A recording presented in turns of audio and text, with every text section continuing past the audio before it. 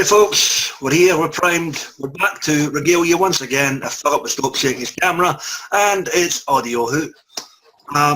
Together me and these fine folk have gathered to sit and talk brass tacks and go back to a time of tragedy during ancient Greece with a little ditty, a lost story or a wee vamped script if you like, in the Big Finish Lost Story range for Bill Hartnell's First Doctor, ably performed by William Russell and Carol Ann Ford, with guest star John Dorney in a little ditty entitled Farewell, Great Mastodon. We have three conspirators. We have the Grecian Empire. We have murder, betrayal, honour and plot galore, oh my. And we have death, and yet more death. But before we get to that, let's get to this. It's your panel for this evening. Joining us, bright and bushy-eyed, early doors where he is, it's the thunder from down under. AJ, how goes it this fine Monday morning, man? Good. Good to have you back, man. Always a pleasure. Joining us, sitting there from Tottenham, apparently 1 hour ahead of me, even though I'm in the same time zone than him, it's Philip Archer. Phil, how's the future?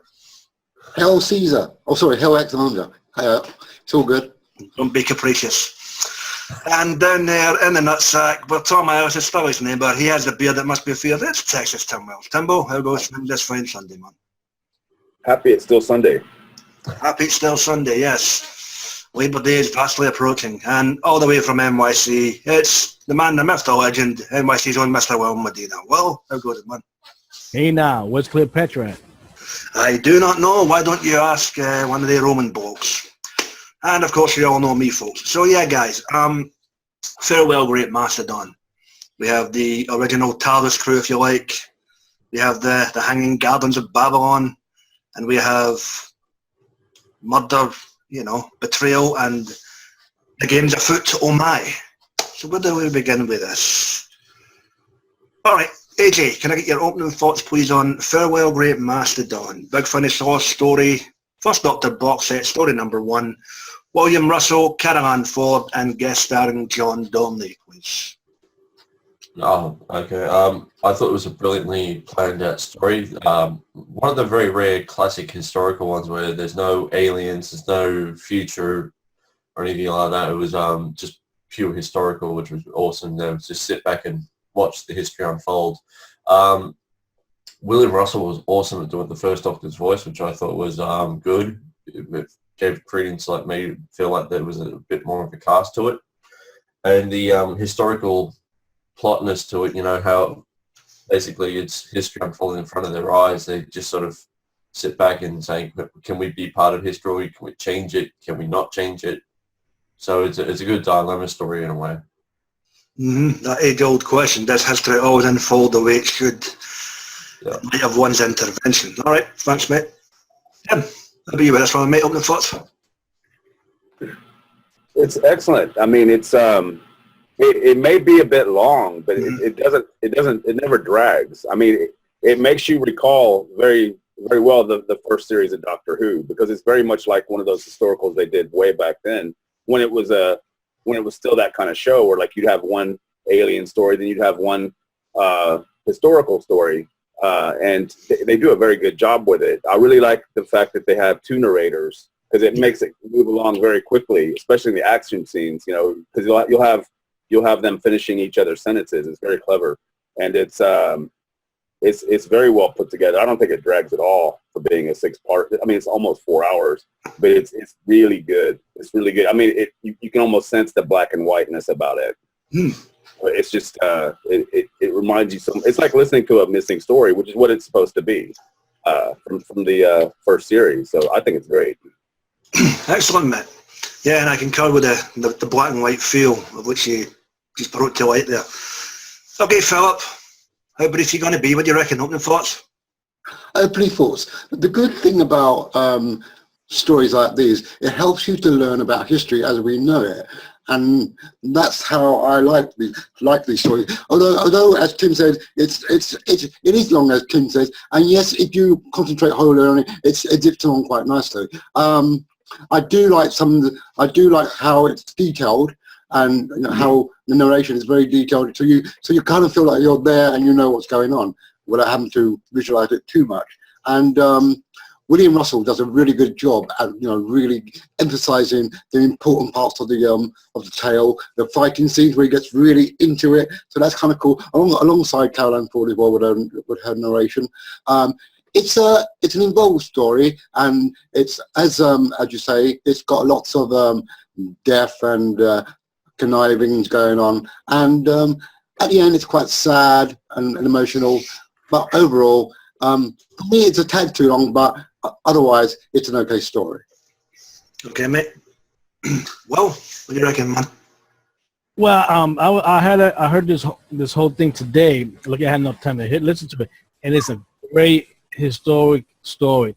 I wish this new series could pick up from that and do historic story without involving aliens. What stands out is that, like Tim said earlier, you had two narrators that doesn't interrupt each other, then they help each other with the story flowing great. I mean, even after I listened to it, I went up and I went to read the historical thing of Alexander the Great, and find out that he did pass away after Hephaestus died. So that was good. And then, of course, later on in history, archaeologists and all that figured out that he might have been poisoned. That's instead of from somebody within to die like that. I mean, it's a great. You go say it's like a mystery.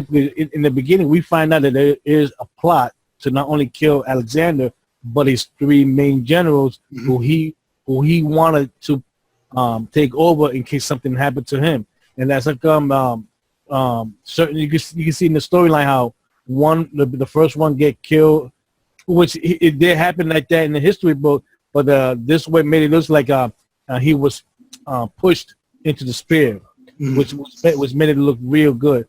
I know the actress who played Barbara, passed away a long time ago, so that's come you had narrated doing her voice like that, which stands out great. But I also heard that the actress that did the Adventure in Space and Time is going to take over that audio role in the coming up soon. So this month. Yeah, this month. So hopefully, if they do another historical story, her character will play out more. It was funny. Looking at it, everybody had a part in this story. Not like say, "Oh, help me, doctor," nothing like that. Everybody did his stuff, especially Barbara, because she's a history teacher. She knows what was going to happen like that. And of course, Susan being a Time Lord, like her grandfather, knowing that certain stuff cannot be changed, even though everybody wants history to be changed, because this is a great man, Alexander, that wants to unite the world together. But due to circumstances, it's not going to happen. And of course, you can't change history. So this really stands out. I mean, I hope other stories like this come up soon with more history. All right, mate, champion. And for me, folks, this is a good historical. Like Will has alluded to, I like the fact that you sit down, you listen to a story, and it gives you the itch and the inkling to go research some history just to see how much they were accurate towards it and what wee bits they might have changed. And, that time period, there is a lot to research. So it really fleshed out a well-designed and well-thought-out story with regards to this. John Donnelly guest starring as Alexandra himself. I thought he was immense in this, but I'll touch more on that when we get to favourite parts. But he played a really thought-provoking part because he was the guest guy to put more flesh to the bones, to give the narrators a wee bit of respite in between like Phil alluded to, their own action sequences and the descriptive narrative when it came to help move the story forward and move along. So all in all, 3 hours 40 minutes, I believe, 6 parts. It's down to one's individual interpretation, whether you think that's too long for you. I thought it wasn't too bad. Maybe 10, 20 minutes or so, but I can't complain. Good outing, good law script, and, what was talking about in terms of how they tackle historicals in the modern day version of the show, again, that's just basically, for me, that's just a case of different time period. Well, I don't know if the kids of today would sit through that, because they'd basically just go, I could go to a library and research that, or what the hell, I'm not at school. So that's just my take on it anyway. That's laziness on their part.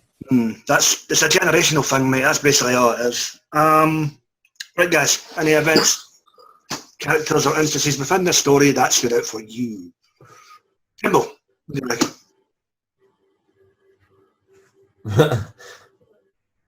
I'll go first then. When in the story where Susan was says in the 52nd century in the story where she almost mentions it by accident, it's funny because originally in the TV show in the pilot she was going to say the 49th century is where she comes from, if you remember.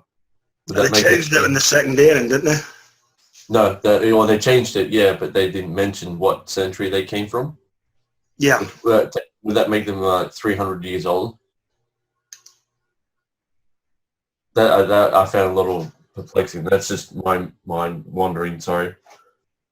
I also like how they kept messing up Chesterton's name with the Doctor, how he, in this show, how he kept screwing it up. Chatterton, yeah.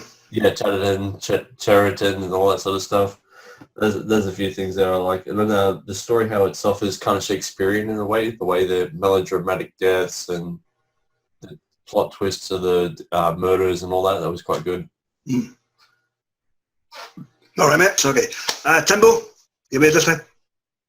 Yeah, well, I just like the epicness of the story. I mean, I think the length is part of that, but it's you realize by the end that the TARDIS crew have been traveling with Alexander's entourage for several weeks, if not months. Kind of like in Marco Polo, they do the same kind of thing. So one of the saddest things about it is that Barbara knows how it's going to end because she's a historian, and she doesn't want to be there when it happens. She's hoping they can get out of there before it does. And sure enough, they get down to the wire, and he's been poisoned. He's been slowly poisoned with this anthrax or whatever. And she knows. I mean, it's really sad for her. And she has to tell Ian, we can't change anything. Because Ian and the doctor are about to try to help him with that iron lung thingy. Yeah. And she this time is a complete reversal from the Aztecs, where she wants to change history, and the doctor insists that they can't. Now she explains to Ian, we can't change this at all because we already know how this ends. I think that's brilliant. I think that's a great way for the story to wrap up. And what you've had for this whole story is the TARDIS crew in and out of this guy's story, Alexander, but really being ineffectual, not managing to change much of anything, because it all goes down the same course of history as it's written. So it's really cool. Excellent. Yeah. That's one of the things. That and the acting is really good. Like you said, Dorney's really good in this. Oh yeah. He's really he conveys so much in just his speech pattern. Philip, how about you? Anything stand out? I like the idea that the doctor wanted to use blood transfusion in the beginning to cleanse that guy's blood, but they decided they weren't going to go for it. Well, he decided, but yeah.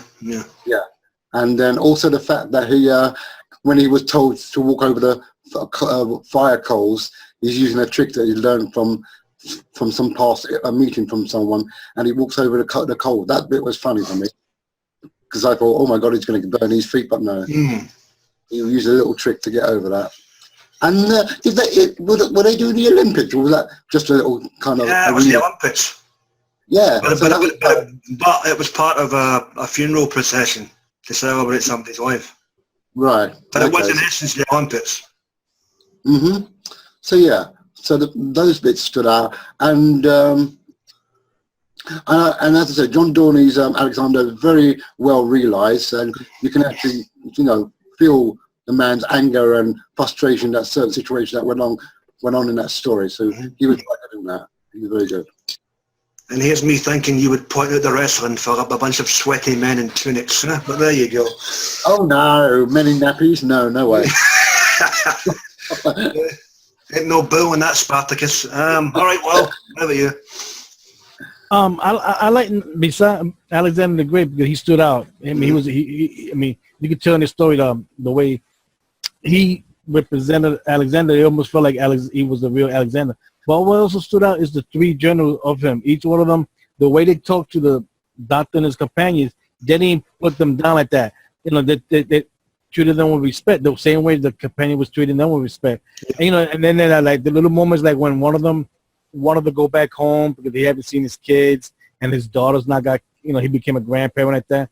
And that talk also went later when he was talking to Alexander, like he would like to go back home like that, but like as we find out later on, Alexander does die, and it really, those stuff really stood out. And like Philip said, the doctor going over the fire like that, and he used that trick. That was the same thing that Ian did when he was in the wrestling match, because he used science to beat everybody there, and that was, I mean, I would love to have seen that in the TV. I would love to have seen it, but luckily he used science to beat them, and what's great about it, it wasn't cheating because he knew how to wrestle, so to speak. The way the Romans did back then. So today we equilibrium, So Yeah. All right. I also liked that one of the Alexander's generals who got bitten by the asp, before that he died, he was able to kill one of the conspirators and rip the tunic of the other one. For later on, they find out that it was Doctor's companions that poisoned him. The belt buckle. Yeah. Yeah. Yeah, that's when the trail started to. That's when the plot started to unravel. The other thing I forgot to mention that I did like was the fact that they built the Library of Alexandria named Alexander the Great. I didn't know that, so I learned something new there. Yes, that's what Ptolemy was. It Ptolemy, the guy who was left at the end. Yeah. He ended up starting before he shuffled off. So. And also, someone mentioned Cleopatra earlier before. That's about 300 years this takes place before Cleopatra. She died in 30 BC. So I said that in the beginning. I said, where is she? Yeah. She's not in the story. But, that scene with the snake bites him, and then they start mocking him, going, "Oh, it's a woman's death. You die in a woman's death. It's a foreshadowing of Cleopatra too."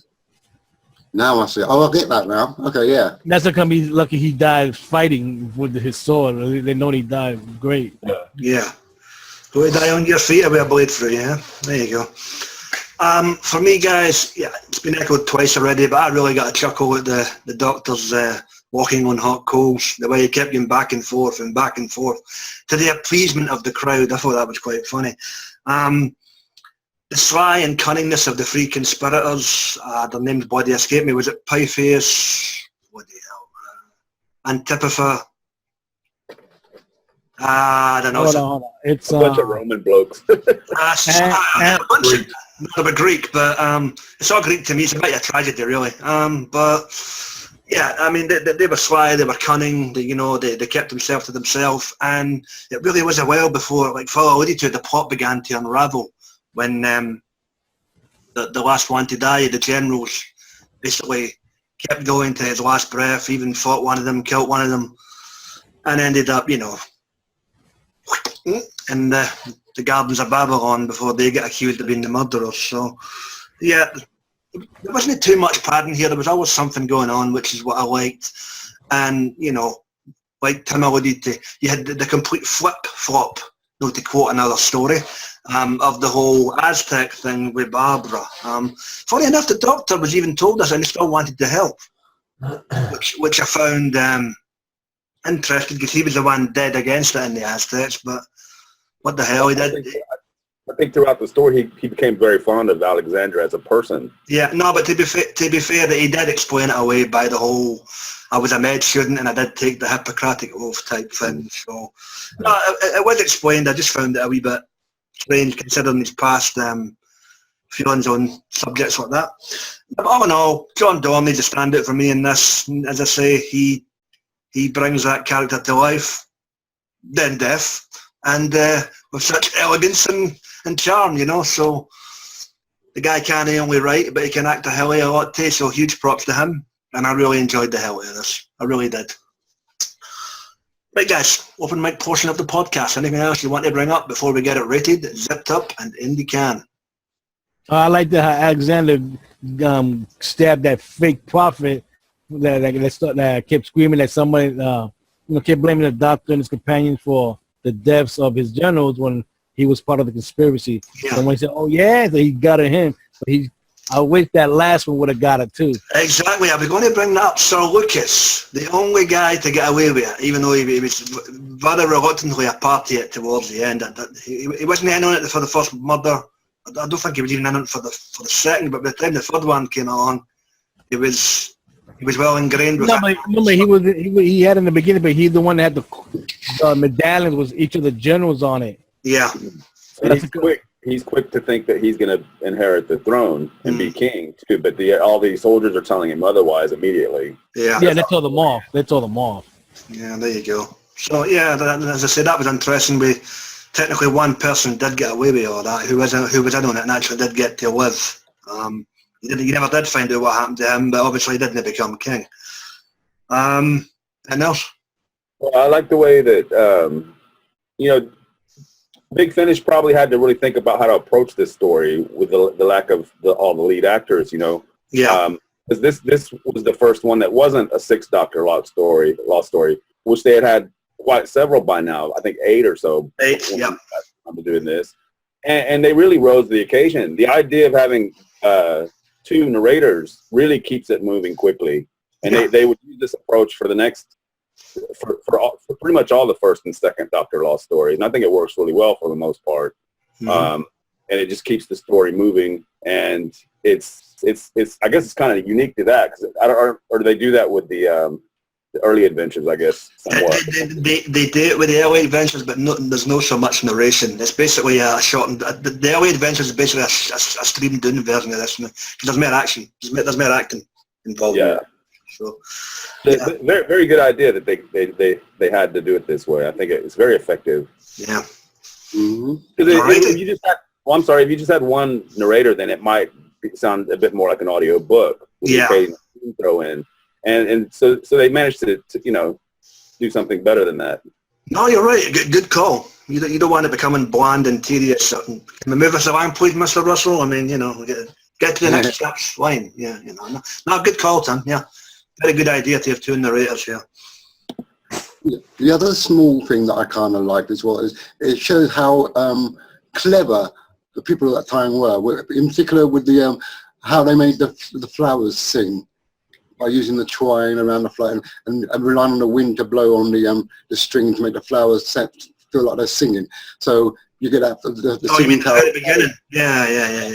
So that was kind of a nice touch to show how clever the people were back in those days. Yeah, they didn't have computers yet, so they had to find something to entertain themselves. Yeah. They didn't have the internet, and they believed in a bunch of gods, but other than that, they were pretty smart. So Remember, they had good architecture because for the water to be able to give that hanging gardens. Oh yeah, the aqueduct. That is one of the ancient wonders of the world of that time. Yeah, that's right. That's right. One of the ancient wonders of the world. Yeah. All right, kiddies. Anything else? I gotta give, even though this story was a little bit long, I gotta give props to Lisa Bauman for being a good director in the story, so that really stood out. Yes, we'll pass on your sentiments with regards to that.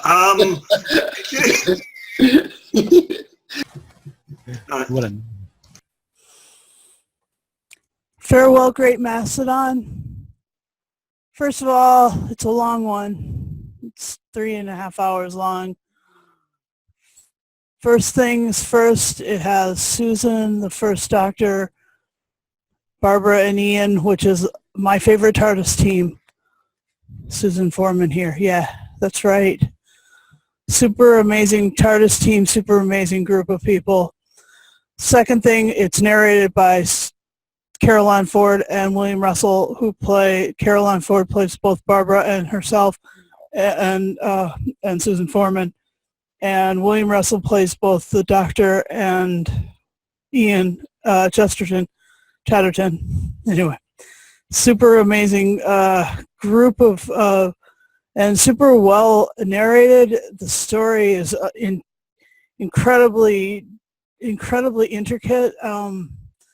The whole Alexander the Great thing was brilliant. I'm just going to keep this very short and sweet. It dragged a bit. It had a bit of it had a bit of fluff in it. I thought that that Carol Ann Ford did such a great job, and William Russell did such a great job narrating it, that kind of it overwhelmed that. So I'd just like to put out a grade of, give it a 9. I changed my mind. It's a Susan's prerogative to change her mind, as Susan did in the story, and as it was interesting anyway. Yeah, that's what I got today. Thanks. Well, if there's nothing else, guys, Oh, it's that time again. Jimmy trying to grab your freedom. Oh, you've... well, Genesis here. Ratings time. All stories. Farewell, Great Mastodon. William Russell, Carol Ann Ford, and John Dorney. AJ, what do you give us out of 10? 9.5 out of 10. It's a 9.5 from Down Under. Yes. Excellent. Okay. Philip, what's the view from Tottenham, mate? What do you reckon? The view from Tottenham, I'm going to give this a 9 as well. I mean, okay, it's a bit long for me to really get my teeth into, but it is a good story, so it is a 9 for me. Okay. Thanks for giving that a 9, but you never gave it as well. AJ was 9.5, but that's neither here nor there. Timbo, what's the view from the Nutsack? This is an easy 10 for me. I think they did the best they could do to recreate a story that was written some 50 years ago. So I mean, it's an easy 10. They did an awesome job with this story. There we go. High praise and all praise for the historical from Texas Tim. Down in Corpus Christi. 10, 10, 10, 10, 10. Will, what do you go for? Same as AJ, I give it a 9.5. It's an excellent story, and I highly recommend it for everybody to listen to it. Yes. Okay. I'm going to agree with the Bearded Weirdo there. I'm giving this a 10. It's not very often I give something a 10, but I enjoyed the hell out of this. And, and narration might not be for everybody. I love this. Don't get a listen, folks. You be the judge. And you let us know how you got on with this one. Farewell, Great Mastodon. 10 out of 10. Booyah. Down by the rivers of Babylon. Excellent. Well, guys, done, dusted, in the can. At this point, can I thank the panel for their attendance here this evening, especially AJ, as it's Monday morning over there and he's not had his coffee yet, and Skippy's itching for his walk. It just leaves us to elaborate as to what we are doing next week. Next week, folks, we'll be taking a wee trip with Colin Baker and the late Maggie Stables, and a wee outing with the Silurians. And Philip? And yes, this story is called Blood Tired. You remembered one for a change. I know, I Yay! did actually forget until you mentioned, I did actually forget. Yeah, so next week we'll be going all cold blood on you with Blood Tide. Yeah, it's thus far the only outing for the Silurians in Big Finish, unless they do something with the next Classic Doctors New Monsters box set maybe next year. Thus far, so we'll give that a whirl and we'll let you know how we got on with it. As always, guys, please check out the regular folks that we have on YouTube. We have Dr. Freedom and his Omega Files and his Daily News broadcasts. We have the guys and dolls over at Geeks Assembled with the various movies, audios, albums, TV shows, whatever the hell else to check it. Go give them a like. We have Johnny Blues, we have Sammy Carter, we have Susie, who could unfortunately be with us tonight. We have TARDIS Blues Radio. We have Lady Neo and Jason, who also has not been with us for the last few weeks. Hopefully we'll get him back soon enough. Go check them out. Go give them a thumbs up, thumbs down. Leave a comment, leave a like, leave a dislike. We don't care. It's all good. And we're happy with that. So folks, I'm getting the hell on out of here. It's Sunday night and I want a beer. And I'll see you next week when the Silurians come a slithering. Peace folks and all the best. Seeing you. Yeah.